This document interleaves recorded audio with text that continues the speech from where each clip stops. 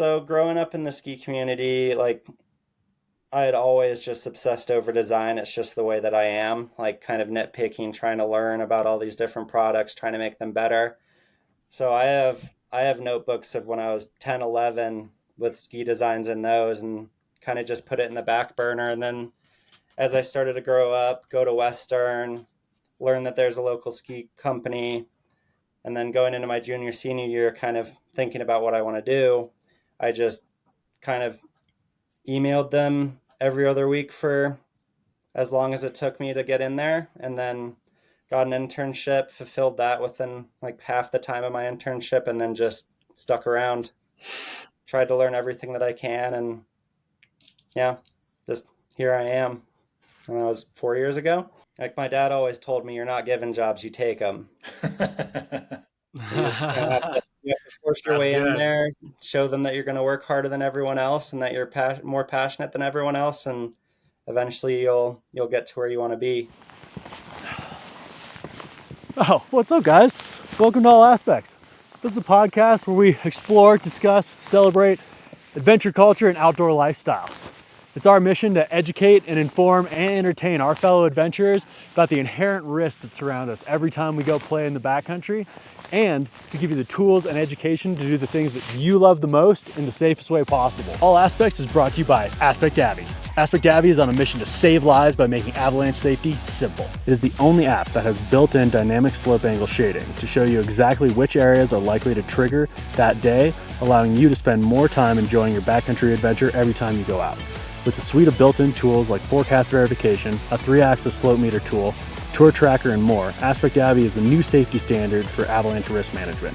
Remember, there are dozens of apps that get you into the backcountry, but there's only one that's designed to bring you home, and that's AspectAvy.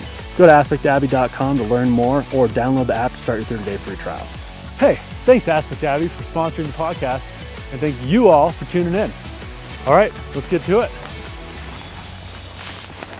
Welcome back to All Aspects. Jeff, how you doing? Good to see you. Today we have a special guest, which is Eligh Purvis. He is the product manager at ROMP. Production manager. I'm sorry, Eligh. ROMP Skis here in Crested Butte, which is kind of the unofficial sponsor of AspectAvy in some ways. We're all out there ripping on ROMP Skis. We love ROMP. Eligh, do you want to kind of tell us a bit about what you do over at ROMP and introduce yourself? Yeah, so as the production manager at ROMP, I do a lot of everyone there wears multiple hats just because it's a pretty small crew and there's a lot to get done. But I guess mostly what it is as the orders start coming in, I'm the one that organizes all of those. I make all the parts that go into the skis, I do a lot of the work with the wood, a lot of CNC work, profiling out sidewalls, base, and then just essentially getting everything ready, all the raw material ready for where it actually goes into the skis. And then the other side of things is a lot of the sales and marketing work, which we're trying to find help with at the moment. As we grow, we'll be able to add more to the team, but that's a lot of customer facing stuff, working with different businesses like Jeff and AspectAvy, taking in custom orders, talking to people about what they want to get out of their skis, and kind of just trying to help them get to that point. So it's just a lot of different things that we all do to try and make the best product. And yeah, it's just kind of ever evolving and just kind of do a little bit of everything like everyone else there. Hey, Eligh, Could I ask you about... I was going to say, for those who don't know ROMP does do custom skis as well. So that adds a whole nother dimension to your like flow, I'm sure. It adds a lot. And the way we mostly do that is we offer all of our stock skis for demo for free any day of the week out of the factory. And a lot of the times what people end up doing is they'll take out a ski, which I always try and encourage them to do, because you can come in and tell me that you ski the whole mountain, but that means nothing to me. But if you come back after skiing a ski and you're like, it's really grabby in the rear, or I want it to turn more, I want it to be more stable, and that's the feedback where we can actually turn that into a better build for someone and make the ski better for them. but what people actually care about is how they look. So the whole custom graphics side of things is what people actually care about. But Nice. Hey, Eli, could you talk a little bit? This kind of blew my mind. I was coming from as a kid and young adult Nordic ski racing, where the flex is absolutely paramount. It doesn't matter the rest of the dimensions of the ski so much. And one thing that I loved about working with you guys is you're like, okay, what skis have you loved in the past? Which skis didn't resonate? What are your demands? What's your weight? What's your pack weight? Which for mountain guides, like if I've got a ski mountaineering pack, it might be 35 pounds. And could you talk about how you would dial in the flex to get it just perfect for like one of your pro riders like me? yeah, absolutely. So like, well, the first question I always ask someone is what are you skiing on now? How do you like it? What do you not like about it? Because I've tried to ski on absolutely everything, just as someone who builds skis and someone that's been skiing their entire life. It's something that I obsess over because more than anything, the tools that we are using in the mountains and in the backcountry are the things that really allow us to have these memories. And while it is a very like, well, it is just a product, it holds a lot more emotion and a lot more just, yeah, all these experiences are tied into these skis that we have. And that's what I really think is special about being able to do this whole custom thing. But a lot of it comes down to just, how can I put this? Yeah, just dialing in the flex. The first thing that we start with is someone's height, age, and weight.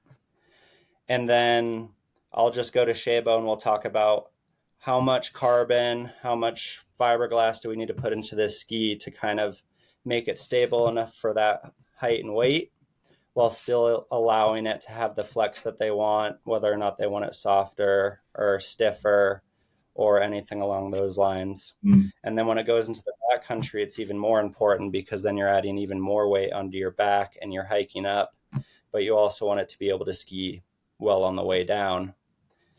And that's another thing that we've worked a lot with is just being able to dial in the amount of carbon and the amount of different materials we put into the ski.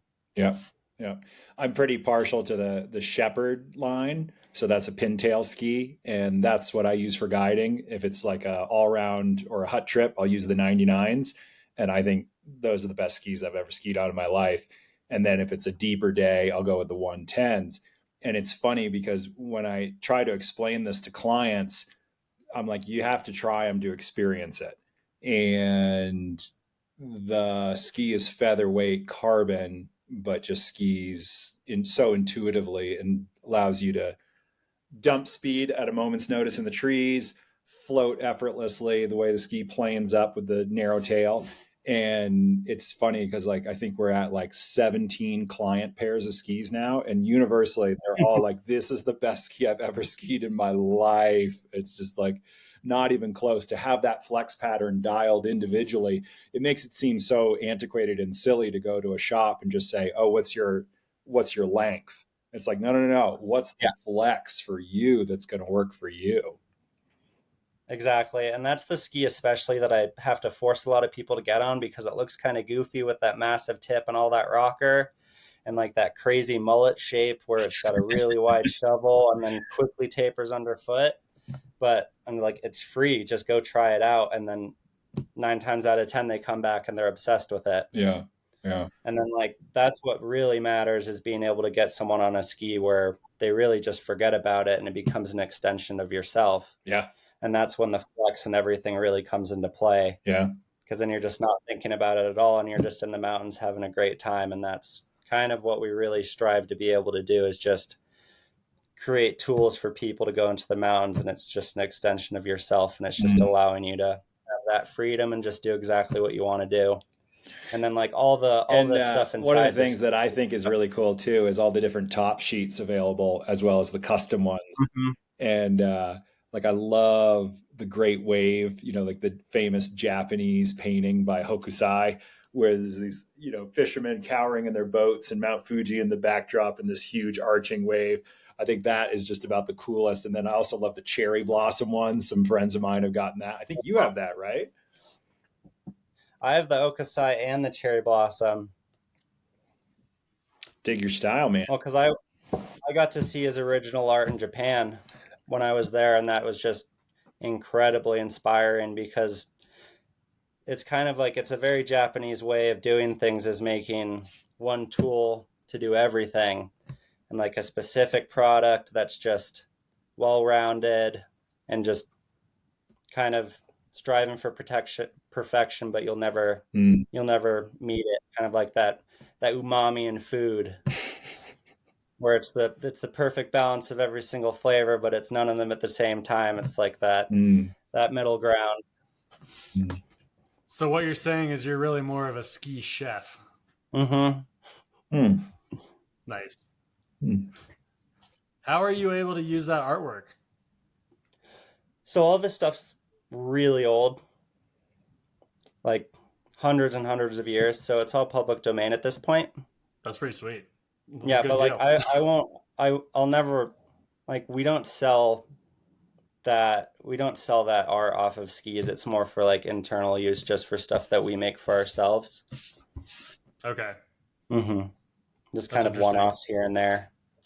Something, going back to the Shepherd, something I think is so cool about it is it's like I've had quite a few powder skis over the years, and I have the 99, so it's not even that wide underfoot, but that huge rocker nose on it is like a totally different way of getting to ski powder, or just getting to ski in not groomed snow, really. And especially, I always have a bunch of camera gear on my back, so I really appreciate being able to kind of like press in to the tongues of my boot, even when it is kind of deep. And yeah, it is funny. I think the first time I rode a pair was with Jeff, and I felt the same way. I was like, what's the deal with these? Like, they are goofy looking. The way you describe it as like a mullet is perfect. All right, I got to interject. I don't think they're goofy looking at all. I think they're dead sexy, and I will not let you malign my favorite ski of all time. I'm going to pull mine out. They're right here, and they are hot. Jeff's going to bat for you right now. Yeah, they are very good looking skis. Yeah, especially when you get them in pink. Yeah, but someone coming from any other ski shop and has been on the stuff that everyone else has been skiing are going to think they're goofy. Oh, okay. Fair enough. They're Jeff, what you need is the yellow and blue topo top sheet. Yeah, that's what's up. Well, I'm such a weight weenie.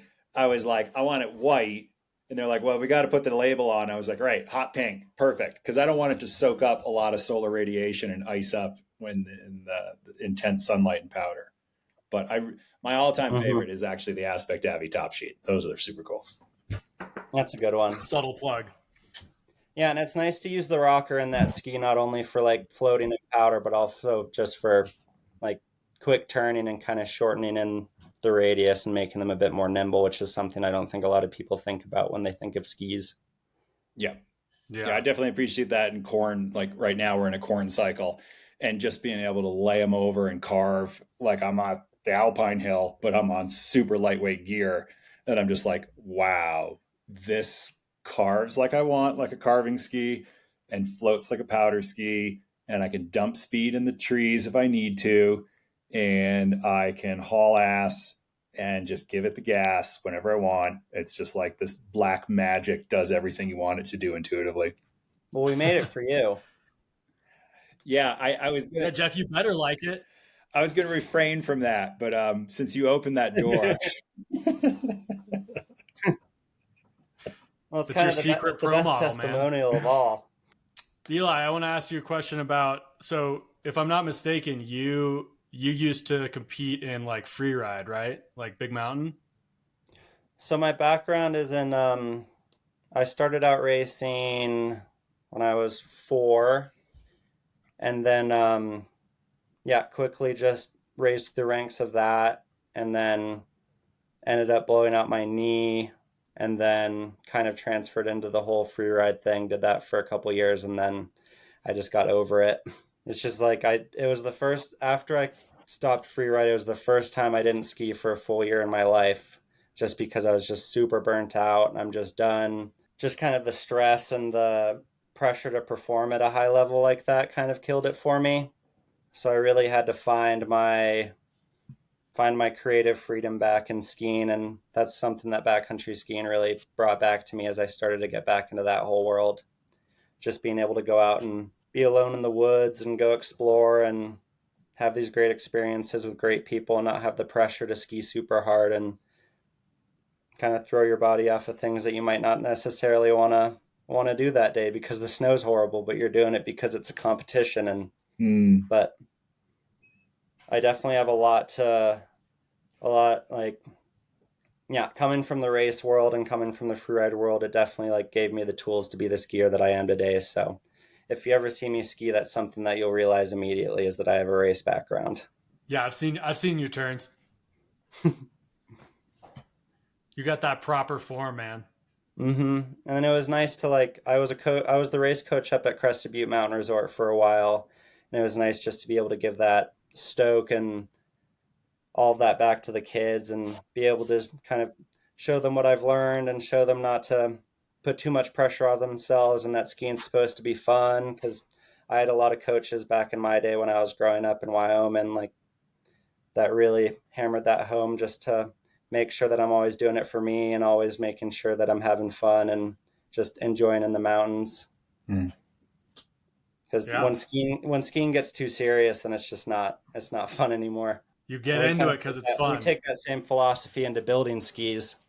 So speaking of that, what was the transition? Like, did you go to school and you decided you wanted to build skis, or can you tell us about that transition a bit?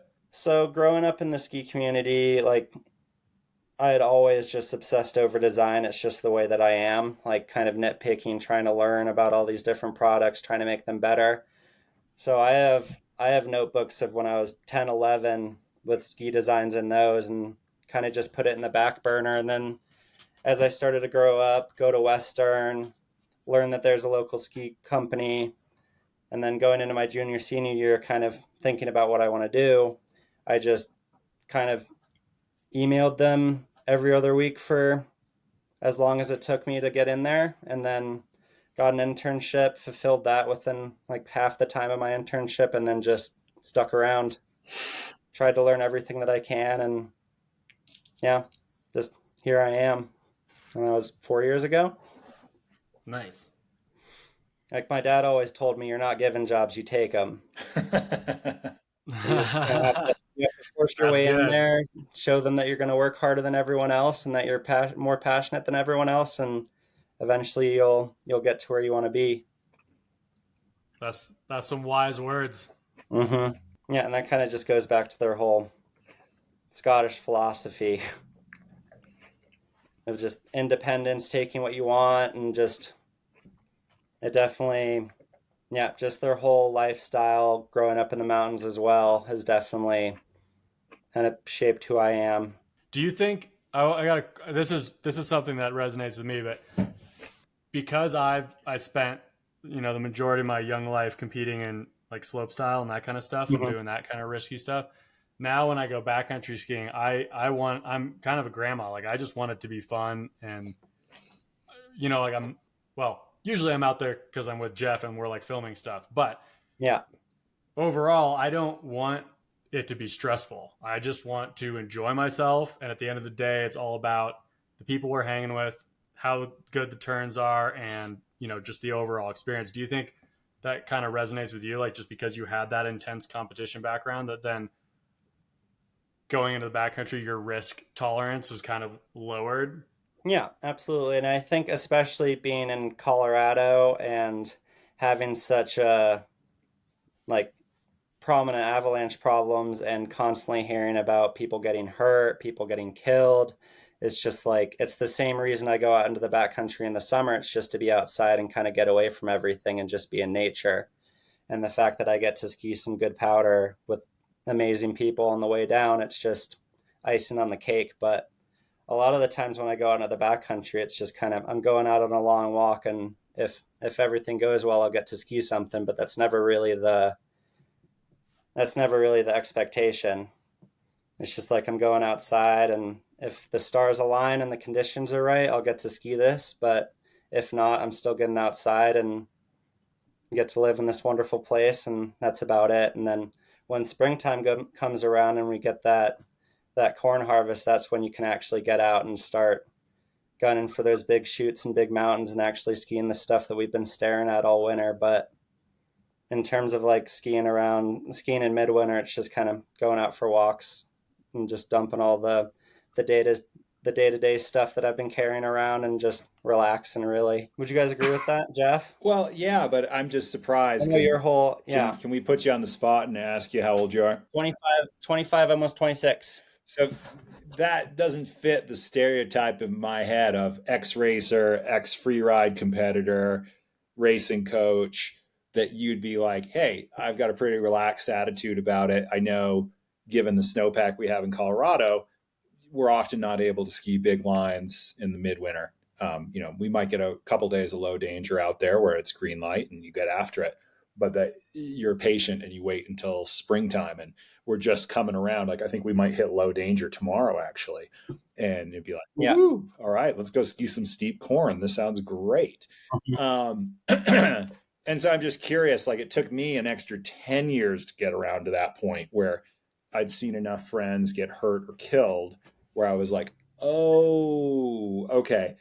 I'm just lucky that it hasn't happened to me, because we're all experts, but we're all pushing it way too hard to have a long, adventurous life. Instead, we're on track for a Yeah. short, exciting life. So I'm just curious, how did you get there like 10 years earlier than I did? Or I think it goes 15 years earlier, just, to be honest. well, yeah, as unfortunate as it is, I had a couple mentors when I was growing up, dying avalanches, and then just throughout the years, stuff just keeps happening. And with the intense competition that I grew up with, if you ask any of my friends, I'm like the least competitive person. So it's really just, I want to ski for the rest of my life. I don't want to put my parents through that because kind of, they're kind of shaken up that I'm going into the backcountry in general. And I've been trying to educate them on avalanches and how all that works just to kind of ease their stress. But in general, I just don't want to put anyone that I love through that. And I don't want to stop skiing in the backcountry. And I'd much rather just go out and ski some like normal terrain, not push it, because the times that I have pushed it and the times that I shouldn't have in the past couple years, I've just been pissed at myself. Like, was that really worth it? And the answer is always no. Yeah. So just kind of thinking about that a lot, especially here, given these past couple years and the events that have happened. I'm just kind of like, it's never worth it. Yeah. I'm very much beyond skiing with a pit in my stomach of like, ooh, are we going to get away with this? That is just a horrible feeling. And I get so much satisfaction now when the conditions are really unstable, considerable danger with an old snow problem, which felt like the majority of this winter were days like that. Mm-hmm. Instead of like normal winter, like considerables about 30% of the time. And this felt like it was like 70% of the time. And then 10% of the time it was high danger. It's just like, oh my gosh. And it gave me so much satisfaction to go make turns in the woods with my friends on obscure places that it's often overlooked, and was so beautiful. And we were just laughing our asses off and party skiing together, just staying slightly out of avalanche terrain, like a steep blue run. And I was like, oh, this is a much different way of relating to nature and my friends. And I'm really enjoying this. And there's kind of a sense of like a little like surprise, like, is this going to work out? And then like a smug satisfaction when you're like, oh, that was actually really fun skiing. And you were showing me a tour today that you did that I was like, oh, where was that? Oh, that sounds perfect. Because I was like, man, it's full meltdown and you're skiing low angle north facing powder through the glades and hooting and hollering. And I was like, oh yeah, that sounds awesome. Yeah, and that's the fun thing. You get to bust out the maps, kind of go to these places you haven't been before, and it's going to be low angle, but you don't know if there's going to be good skiing there. Yeah. And like every time I have pushed it and I've had that pit in my stomach, as an outdoor professional, it just makes me feel horrible. And I'm sure that I'm sure that feeling's even worse for you since you're bringing other people out there and you're in a position of power in the backcountry. I'm sure that, yeah, that feeling would be even worse. Yeah, a big sense of responsibility when you're out with friends or clients who are looking to you for their safety, and they are deferring. They're like, "Oh, you've got way more experience, so if you say it's safe, it must be safe." And you're like, "Whoa, okay, that's a huge responsibility. So we better make sure we play the safe bet, so we're coming home at the end of the day." I think And it's I also wonder if, funny because we've skied so much stuff this year that is like kind of considered like, you know, pretty mellow. Like Jeff, you and I have definitely, but it's put me in a different headspace of like, hey man, going out and ski touring is still going out and ski touring. You don't have to be like getting it every day. Like when I go ski at the resort, I'm not chucking double backflips every day. It's like some days you're riding with friends and you're grabbing a beer every 3 runs, and some days it's, you got 8 inches of snow and you're just like charging. Yeah. Mhm. And just because you're, earning your turns doesn't mean that you have to like put yourself in an immense danger Yeah. to validate the activity somehow. And then it just makes those days where you do get to go out and ski that stuff that you've been looking at even more special. Because Totally. you waited, bided your time, and now it's safe, and you get to go out and enjoy yourself. Yeah. Yeah. Yeah. Hell yeah. Yeah, I remember as a kid like saving up to buy stuff, and like, ooh, if I had to wait a long time, it made it so much more rewarding, whether it was a new bike or some climbing gear when I was in college. And I was just like, oh, this new cam, I'm so excited about it. I had to wait months before I could afford to buy this. Yeah, it's kind of a similar feeling of appreciation. Absolutely. Eligh, you mentioned before we did this podcast talking about like risk management in the summertime, and I'd be curious to hear about that because I'm not really well versed in that, to be honest. I do a lot of backpacking and, yeah, just a ton of backpacking over the summer, especially in these places that a lot of people don't go. And I obsessively look at maps, and especially in places like the Gunnison Valley when you have so much space to explore. A lot of the times people don't really realize how far you're out there, how remote it is, like, and just all the things that can happen, whether it be getting caught in thunderstorms at 12,000 feet coming back from a backpacking trip or like anything along those lines. So I think a lot of it just comes down to being self-sufficient, and that's something I've really strived towards being, but at the same time having those systems in place for where if something does go wrong, you have the communications up, you have the med kit and other things to kind of get everything sorted out until help can get there. And I think we practice, like for instance, practice avalanche rescue in the winter and practice all these things wherein you know that there's an inherent risk of an avalanche.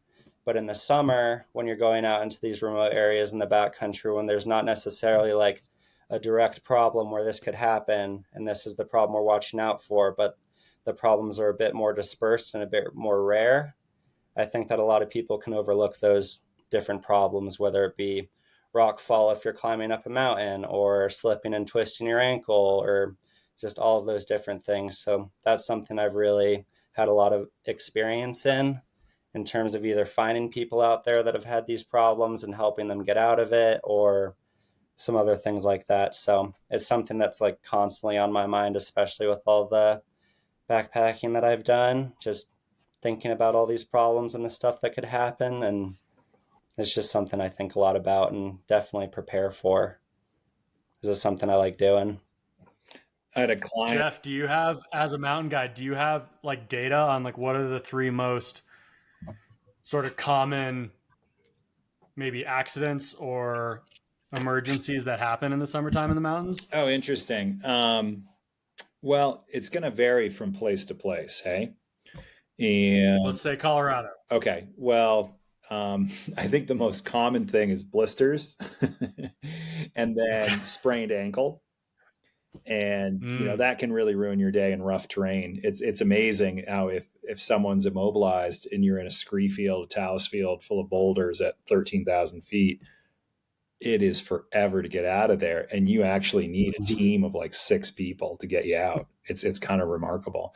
But I think what I like about Eli's approach, I had a client tell me one time, he was coming from the military and he was new to climbing, but he had a very similar outlook, and he wanted to know everything about the tour planning and be actively involved. He didn't just want drag and drop guiding. He like wanted to learn and be involved with the process. And his motto was, hope is not a plan. So he's like, hey, let's think about all the things that can go wrong and how we're going to mitigate those and choose the right objective given the conditions in nature and the conditions of the team, and set ourselves up for success. And let's go have a fun adventure. And yeah, I think that's a very wise and prudent way of looking at it. Of, it's very easy to get lulled into a false sense of confidence where you're like, oh, I've never had anything happen in the mountains. What could possibly go wrong? And it's like, well, bee stings is amazing because there's always a first time for anaphylaxis. So definitely want that in the med kit just in case, even if no one has an issue with bees. It's like, well, there's always the first time. And then make sure we've got a really good sound route plan so we're out of there before the thunderstorms kick in.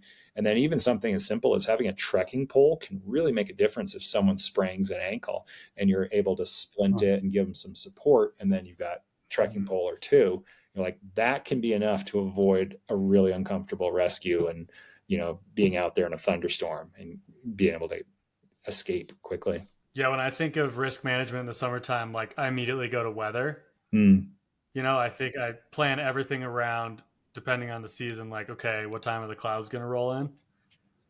But there's so much more to it that's so much smaller, in our mind, smaller. Yeah. But as you just mentioned, you could break a toe or something, and then, your 3-hour hike out has now turned into a 12-hour hike out or something like that. Yeah. Yeah. And it's funny. I don't know how often this has happened to you all, but, being out in the mountains over so many years, you start to see the outlier stuff on the far side of the bell-shaped curve where they're like 0% chance of thunderstorms or precipitation. And there's one dark cloud, and it's like you've got a homing beacon on your back, and it starts booming and lightning, and you're like, are you kidding me? So it is incredibly rare. I'll like totally believe the forecast. I'll be like, hey, things look optimal, but we're still bringing the rain gear, and let's start early, finish early. Yeah. Well, that happened to me last year up in the Raggeds. Oh. I was hiking out of this little alpine lake that I went to see, and there's actually a plane crash up there I was going to look at. Oh, wow. But top of the ridge, 9 a.m, no sign of thunderstorm, anything on the sat phone, but this tiny little cloud starts coming in, and I'm like, oh God. And then an hour and a half later, it's just hell is open. It's like, and then there's this tiny little like mine opening for this shaft, and I just ended up bivvying in there for the entire day, and you just never know what's going to happen. Conveniently located mine. Mm-hmm. Well, there's 350,000 in Colorado, and 145,000 have been found. Whoa. Or reclamated. Wow. Dude, growing up down in Southwest Colorado, and you go up and cruise around anywhere in like around Silverton or something, and we mentioned this on the podcast with Angela, but you'll just be walking along and all of a sudden you're like, is that a mine right there? What is that? Like, they are truly all over the place. It's crazy. My roommate and I have been tracking down these abandoned mines on Google Earth, because you can just spend an hour on Google Earth going through the mountains and you can start seeing them. And then we just go out to them and see if there's any cool stuff there. Do you like look at tailings, or how do you kind of find them on Google Maps? The tailings are pretty prominent, and then you can kind of see openings in the earth or structures. But there was a little bit there where we were looking for open mine shafts to go into and go explore a little bit and kind of poke around. But you can go into the county records office in whatever town and find all these mine claims and kind of look back into the history of who owned it, who did all that. So it's a fun historical part, but it's just fun to kind of go there and think about who came here at what point, how the hell did they get here, and how did they survive for this long. Like there's a town called Bonanza in the San Luis Valley that's pretty much completely abandoned, but it was one of the biggest mining towns in the state, and there's just hundreds of buildings and structures and mines, and it's unfortunate because like the earth has been pretty ravaged, and you can see it in the water with all the acid mine drainage and all of that, which is unfortunate, but it's crazy to go there and just kind of see the history of who came here first, why we have such a incredible system of national forest roads, and who actually built those roads, and because they were going somewhere, and in most cases that was mines. And it's just crazy to kind of think back to how all this got started. I was For real. just over on a hut trip with some friends and my young daughter over to Marble on the other side of the mountains from us here. It's actually Gunnison County, but you got to drive around like, I don't know, 3.5 hours to get there. And the marble quarry is still working there. And that's where like so much of the monuments in Washington, D.C. and like courthouses in New York State or Ohio are built out of super high grade marble. And it's pretty wild to learn of the history there. And like the town is just such a throwback. And my daughter couldn't get her head around the fact that, wait a minute, so do they have Wi-Fi and how do they get it? And, but the cell phones don't work here. And I'm like, we can kind of get a radio signal and that's about it. Like kind of listen to the local NPR station. And, there's like a barbecue place that has one payphone and she's never seen a payphone. So she was like, Dad, can we go down and see the payphone after we finish skiing? And we're skiing on all these old mining roads and stuff up there. It was a trip. It's crazy. That's rad. Yeah. Did you have any quarters? Did you make a call? We didn't actually. But she got the hut experience where the photovoltaics, we couldn't figure it out the first night we got there right at sunset. So we just had dinner by candlelight. And, there's an outhouse, no running water, got to melt snow for dishes, bring in drinking water, that kind of stuff, or melt snow.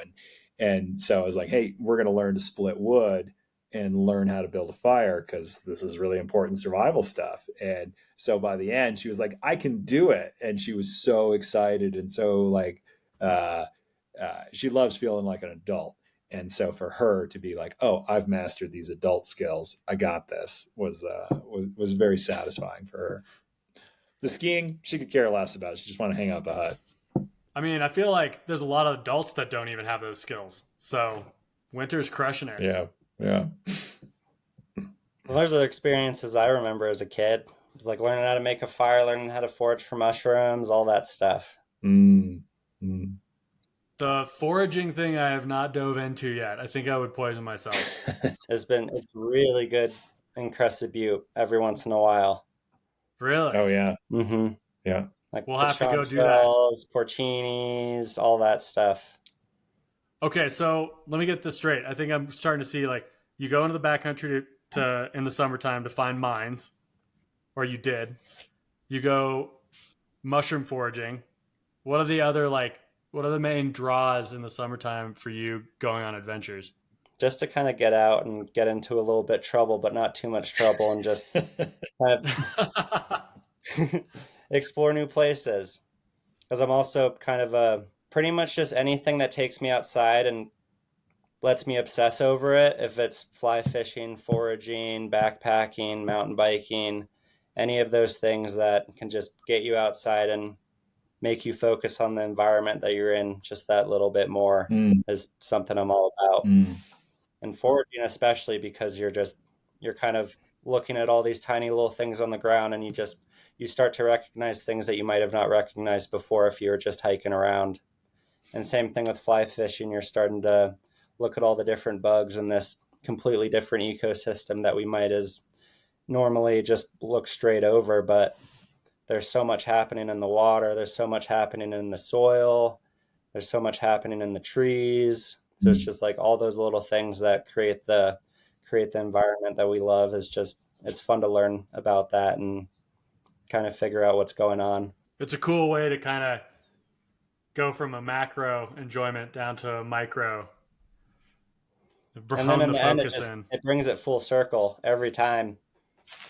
Like it's just all connecting. I had that That's sweet. experience. We were out skiing through the aspen forest the other day, and a place that Eligh knows about, but that's very few other folks have ever heard of this for skiing, and let's keep it that way for now. But it's pretty wild because like the aspen grove here goes for, I don't know, 40, 50 miles, and it's like the largest organism on the planet.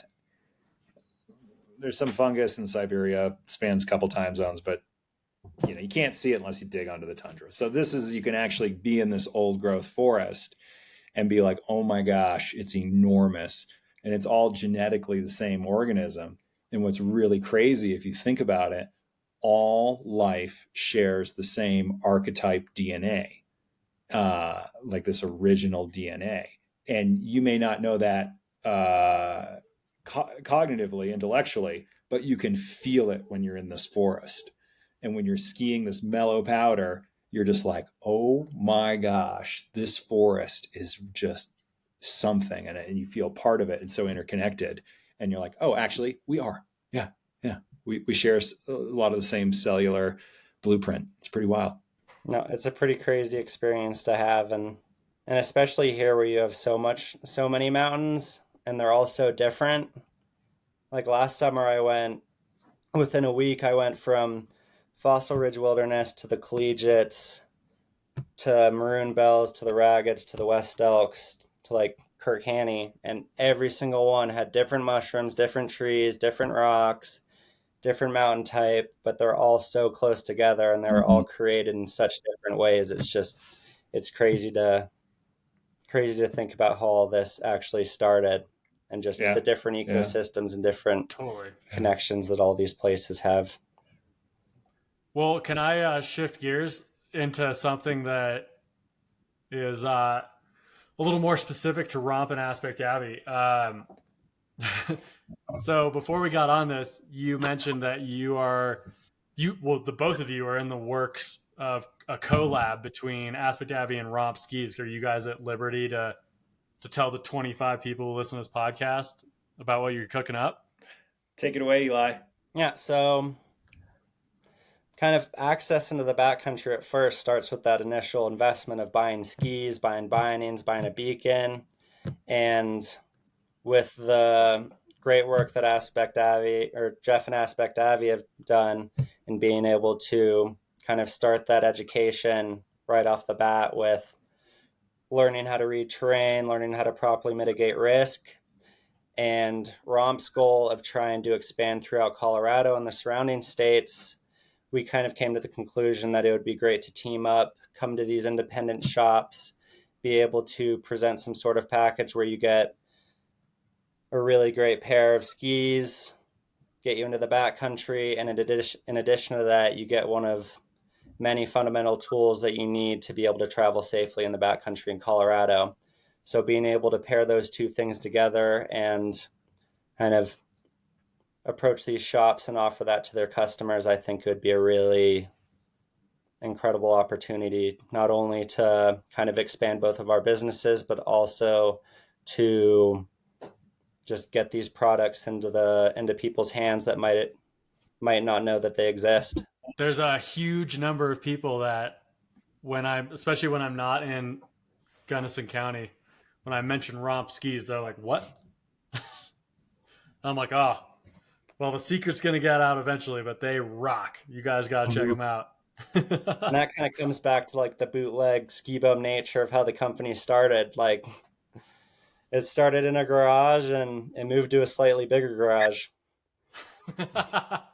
Still garage life in it. Exactly. And we're just kind of like, yeah, we're just kind of slowly building the company. It's like we're building it strong, not fat, and kind of taking it day by day and doing the things that we need to do. And you guys just got a whole new little wing of the factory, right? Yep.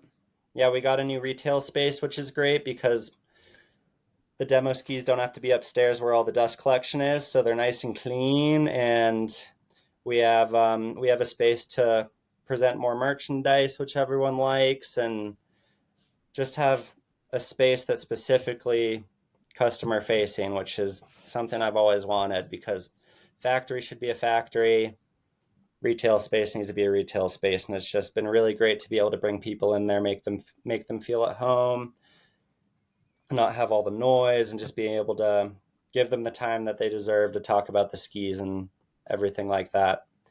And that's kind of what this whole acquisition with Chase Gardefay is bringing to the table, is just his experience, his business experience.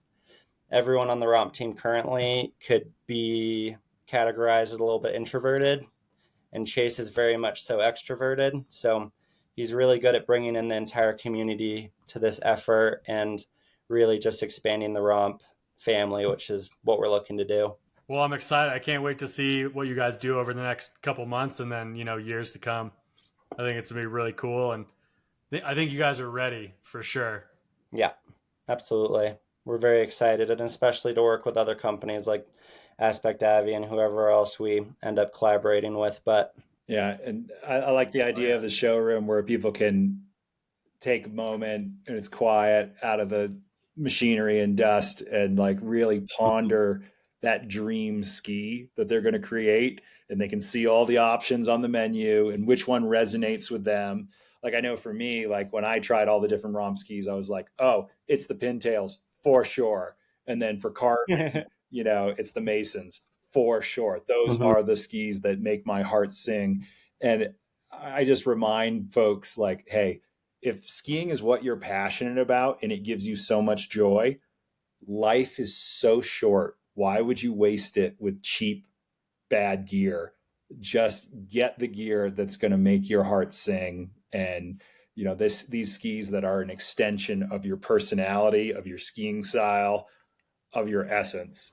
And it's amazing to see the top sheets that people come up with that reflect what's important to them and what resonates with them. It's a beautiful thing. Absolutely. And it's just, yeah, it's what makes it worth doing, and it's one of the best joys in life. And I'm curious real quick. Is there is so I feel like there was a big movement maybe like 10 years ago, like a lot of kind of boutique ski brands started popping up and crushing it. Like they were doing a really good job. Um, is it now, you're much more involved in the industry than I am, obviously, but do you see more of a demand now for this tailored experience? Like, what am I trying to say? Do you feel like that desire is building in people, or has it kind of been the same level of interest as long as you've been with ROMP? What's that look like? I think there's a couple aspects that kind of go into that. One thing is just the quality of the craftsmanship and like the personalized touch that it offers and the customer service that it offers, because there's not a lot of places you can go and sit down and talk to the person that's going to build your skis and have them talk you through that entire process and be able to just create a tool that's specifically tailored towards you. And then the other side on it is sustainability, whereas small scale manufacturing, we might not have the ability to manufacture the most sustainably, but a handcrafted durable product is going to last 10 times longer than anything made in a big factory somewhere else. So being able to have one ski that works for you, that you love, that's going to last you 8, 9, 10 years of constant use is going to be much more sustainable than going through a new ski every single year. And I think a lot of people are kind of coming into that mentality of having really good items, really good gear that they're going to be able to use for a lifetime, but it's going to always be there with you and it's always going to be reliable. And like I was saying earlier, you have that emotional connection with it, because like the skis I'm on now, I've had the best runs of my life on it these last 3 years. And every single time I get on it, I'm like, okay, we're going again. I know exactly what it's going to do.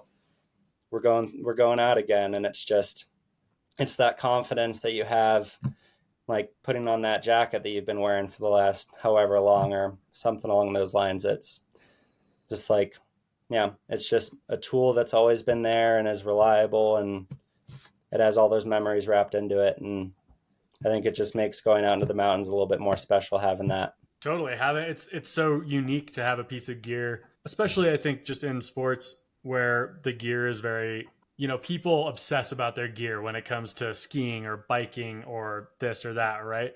And then it's cool to add another layer to it where that gear that is sort of the tool to, skiing is like a superpower, man. Like there's stuff you get to do on skis that if you did on your feet, you'd just die. Like straight up. Like, Yeah. so if you get like the tool that allows you to kind of become like somewhat have a superpower is also directly attached to you and has that personal connection. Like, I just think it's going to trend more that way in my own opinion. Yeah, that's exactly it. Like I have a jacket that's come with me to every country and every trip I've been to in the last 9 years, and it will never not come with me, because if it doesn't, something horrible is going to happen. The superstition.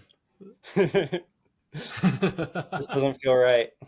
Well, that's cool. Eligh, is there anything we haven't asked you that we should? I don't know. You guys both know me pretty decently well, and that's a question for you guys. I can't think of anything. Okay. Well, so I have a question about sustainability with smaller ski companies. In terms of our own manufacturing? Yeah, or just in general, like why is it harder for smaller ski companies to be more sustainable than, say, like K2? Yeah, so I don't necessarily know if K2 is very sustainable, but like in terms of our own manufacturing, there's just a lot of waste that gets produced, like a lot of scrap fiberglass, a lot of scrap plastics, and there are more sustainable options in terms of material, but they're just not as durable. So it's kind of, are you going to use a less durable product and you're going to have to replace it more and more and more? Or are you going to use these less sustainable materials and create an extremely durable product that's going to last a long time? And that's kind of the route that we took. But like, there's a lot of things that we do, like all of our epoxy gets mixed in yogurt containers that people bring into us. So instead of throwing those yogurt containers out, they clean them, they bring them to us, we put them in a raffle for a free pair of skis, and that yogurt container gets a little bit more life. So it's just like trying to find little places here and there where it's not necessarily going to make a big difference in the moment, but over years and years and years, it's going to kind of produce some sort of good. But so I think, and like a lot of the times just creating more efficient manufacturing, especially in the ski industry, produces less waste. And that's just something that we're constantly striving to do while still being able to make a durable product that lasts for as long as we can. You guys need one of those, like in factories where it's like 0 days since accidents. You guys need one of those that's like, this is how many yogurt containers have been donated. Thousands and thousands and thousands. That's awesome. People come in every week thanks with for that, big man. stacks. I was just curious. I've never really had that answered. Well, sweet, Jeff, you got anything else you want to talk to Eligh about? Yeah. You guys want to go skiing this week? Do a little corn harvesting? Yeah. I love that. My weekend's free. All right. Good stuff. Heck yeah, guys. Well, Eligh, thanks for coming on and thanks for chatting with us. It was really nice talking to you, man. Yeah, of course. Thanks for having me. All right. Maybe I'll get to come skiing with you this weekend. I don't know. Thanks for the invite, Jeff. All right. Thanks so much, Eligh. Peace. I'll swing by the shop and drop off a bunch of the AspectAvy drop-in checklist and verify the forecast checklist tomorrow. Sounds good. All right. Cheers, mate. Yeah. Have a good night, mate. Bye. Yeah. Thank you so much for listening to All Aspects. If you like what we're doing here, please leave a rating and review. It really is the best way to help others find the show. Thanks again to our business daddy, AspectAvy, for making this show possible. To learn more about how AspectAvy is making avalanche safety simple, go to aspectavy.com. If you want to use this powerful new tool on your next backcountry adventure, simply download the app from the App Store and enjoy 30 days free on them. Lastly, special thanks to Ice Lab for helping us produce this show. You guys rock.